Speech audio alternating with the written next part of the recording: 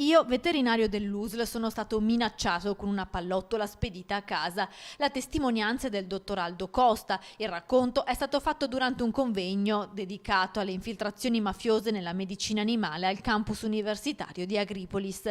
Episodi che purtroppo sono sempre più comuni e non si parla solo di malavita organizzata, in molti casi anche di allevatori poco propensi ad agire per la salute pubblica se contrasta con il loro interesse economico. Il quadro emerso durante la giornata organizzata dall'Associazione Libera insieme alla Federazione dei Medici Veterinari del Veneto è impressionante.